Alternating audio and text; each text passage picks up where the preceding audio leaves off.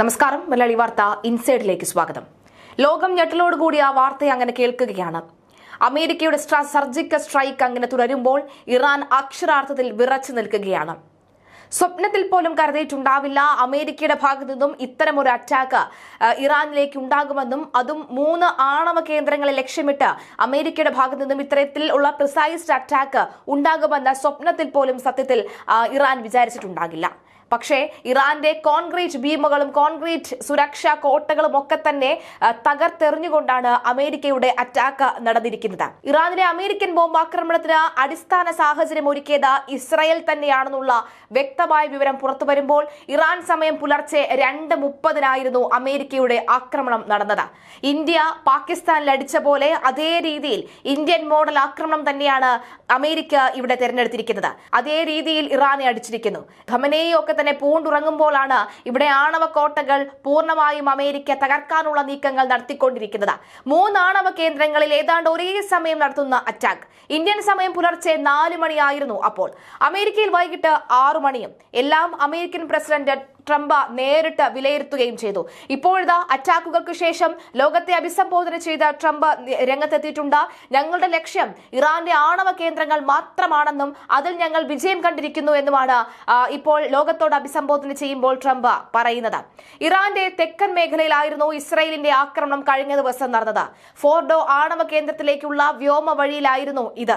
ഈ ആകാശ വഴിയിലെ എല്ലാ ഇറാൻ പ്രതിരോധവും തകർക്കാനായിരുന്നു ഇസ്രായേലിന്റെ കഴിഞ്ഞ ദിവസത്തെ ആക്രമണം. അങ്ങനെ ഇസ്രായേൽ തകർത്ത വഴിയിലൂടെ അമേരിക്കൻ യുദ്ധവിമാനങ്ങൾ പുലർച്ചെ എത്തുകയായിരുന്നു. ഒരു വെല്ലുവിളിയുമില്ലാതെ അമേരിക്കൻ യുദ്ധവിമാനങ്ങൾ ബോംബിട്ട് മടങ്ങി. വലിയ നാശനഷ്ടമുണ്ടായെന്ന് തന്നെയാണ് റിപ്പോർട്ട്. ഇറാൻ ഇസ്രായേൽ സംഘർഷം 10ാം ദിവസത്തിലേക്ക് കടക്കുമ്പോഴാണ് US ആക്രമണത്തിൽ പങ്കാളിയാകുന്നത്.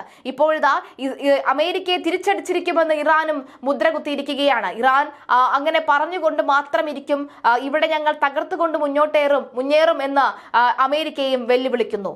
യുദ്ധത്തിന്റെ രൂപം തന്നെ ആകെപ്പാടെ മാറി മറിഞ്ഞിരിക്കുന്നു എന്ന കാര്യത്തിൽ യാതൊരുവിധ സംശയവുമില്ല. 3 ആണവ നിലയങ്ങളിൽ വിജയകരമായി ആക്രമണം നടത്തി.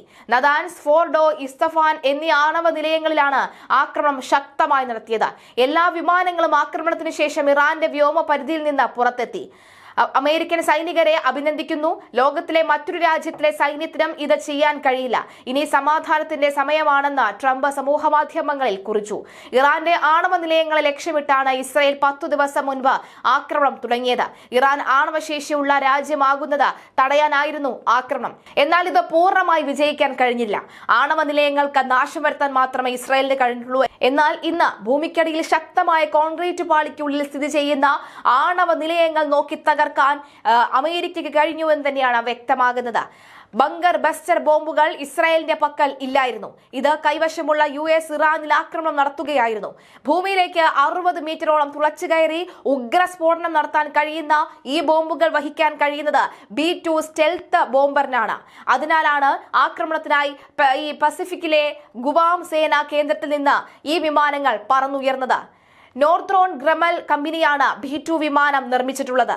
18,000 കിലോ വരെ ഭാരമുള്ള ബോംബുകൾ വഹിക്കാൻ ഇതിന് ശേഷിയുണ്ട്. ഹെവി ബോംബർ എന്ന യുദ്ധവിമാന വിഭാഗത്തിൽ പെടുന്നതാണ് ഈ വിമാനം. US വ്യോമസേന മാത്രമാണ് ഈ വിമാനം പറത്താറുള്ളത്. നാവികസേന ഇത് ഉപയോഗിക്കാറുമില്ല. ഒറ്റത്തവണ ഇന്ധനം നിറച്ചാൽ 18,500 കിലോമീറ്ററോളം ഈ വിമാനം പറക്കും. മണിക്കൂറുകൾക്കുള്ളിൽ ലോകത്തെവിടെയും എത്താൻ ഇതിന് സാധിക്കും. ഒരു പക്ഷിയെ പോലെ തോന്നുന്ന രൂപഘടനയുള്ള ഈ വിമാനത്തിന്റെ സ്റ്റെൽത്ത് ശേഷിയും കെങ്കേമമാണ്. വിമാനത്തെ കണ്ടെത്താൻ ശത്രു റഡാറുകൾക്ക് പോലും കഴിയില്ല. 1988 വിമാനത്തിന്റെ നിർമ്മാണത്തിന് തുടക്കമായി. US എയർഫോഴ്സിന്റെ പക്കൽ മാത്രമാണ് ഈ വിമാനം ഉള്ളത്. 19 വിമാനങ്ങളാണ് US-ന് ഉള്ളത്. ഇറാനിലെ ഫോർദോ, നദാൻസ്, ഇസ്തഫാൻ ആണവ നിലയങ്ങളിൽ US ആക്രമണം നടത്തിയത് നിമിഷ നേരം കൊണ്ടാണ്. ഇറാൻ ഇസ്രായേൽ സംഘർഷം 10ാം ദിവസത്തിലേക്ക് കടക്കുമ്പോഴാണ് US ആക്രമണത്തിൽ പങ്കാളിയാകുന്നത്. ആക്രമണം നടത്തിയ സൈന്യത്തെ അമേരിക്കൻ പ്രസിഡന്റ് ട്രംപ് അഭിനന്ദിച്ചു. ഇസ്രായേൽ ഇറാൻ സംഘർഷം തുടരുന്നതിനിടയിൽ ഇസ്രായേലിന്റെ അഭ്യർത്ഥന പ്രകാരമാണ് GBU-57 ബങ്കർ ബസ്റ്റർ ബോംബുകൾ വഹിക്കാൻ ശേഷിയുള്ള US-ന്റെ B-2 സ്റ്റെൽത്ത് ബോംബർ വിമാനങ്ങൾ പസഫിക് ദ്വീപായ ഗ്വാമിലേക്ക് നീങ്ങുന്നത് എന്ന റിപ്പോർട്ടുകൾ കഴിഞ്ഞ ദിവസം തന്നെ പുറത്തു വന്നിരുന്നു. ആണവായുധ പദ്ധതിയിൽ നിന്ന് പിന്മാറാൻ ഇറാൻ തയ്യാറാകുന്നില്ല എങ്കിൽ ഇറാനിലെ ഫോർദോ ആണവ താവളം ആക്രമിക്കാനാണ് US നീക്കമെന്ന് തന്നെയാണ് കഴിഞ്ഞ ദിവസത്തെ വിലയിരുത്തൽ ഇന്ന് അക്ഷരാർത്ഥത്തിൽ ശരിയാകുന്നു. യുറേനിയം സമ്പുഷ്ടീകരണം നടത്തുന്ന ഇറാന്റെ ഭൂഗർഭ ആണവ നിലയം തകർക്കാൻ ശേഷിയുള്ള ആയുധവും യുദ്ധവിമാനവും കൈവശമില്ലാത്ത ഇല്ലാത്തതിനാലാണ് US ആയുധപുരയിലെ ഏറ്റവും ഭാരമേറിയ ബോംബായ GBU-57 വഹിക്കാൻ ശേഷിയുള്ള B-2 സ്റ്റെൽത്ത് ബോംബർ വിമാനങ്ങൾ അയക്കാൻ ഇസ്രായേൽ ആവശ്യപ്പെട്ടത്.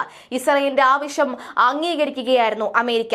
200 അടി ആഴത്തിലുള്ള കോൺക്രീറ്റ് പാറയോ പോലും തകർക്കാൻ ബങ്കർ ബസ്റ്റർ ബോംബുകൾക്ക് ശേഷിയുണ്ട്. ബങ്കർ ബസ്റ്റർ ബോംബുകൾ വഹിക്കാൻ ശേഷിയുള്ള 20 B-2 സ്റ്റെൽത്ത് ബോംബർ വിമാനങ്ങളാണ് US നിലവിലുള്ളത്. ഇറാനെ സംബന്ധിച്ച് പ്രസിഡന്റ് ട്രംപ് എന്ത് തീരുമാനമെടുത്താലും നടപ്പാക്കാൻ US സൈന്യം തയ്യാറാണ് എന്ന് നന്നായി തന്നെ ഇറാന് അറിയാം.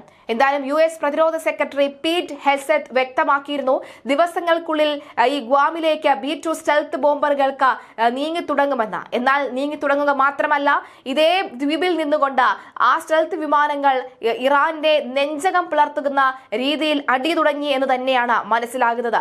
ഇറാന് നേരെയുള്ള ആക്രമണത്തിൽ കക്ഷി ചേരണോ എന്ന വൈകാതെ തന്നെ തീരുമാനമെടുക്കുമെന്ന് ട്രംപ് പറഞ്ഞിരുന്നുവെങ്കിലും മണിക്കൂറുകൾക്കുള്ളിൽ തന്നെ ആ തീരുമാനമെടുക്കുകയും കൃത്യമായി അറ്റാക്ക് നടത്തുകയും ചെയ്തു.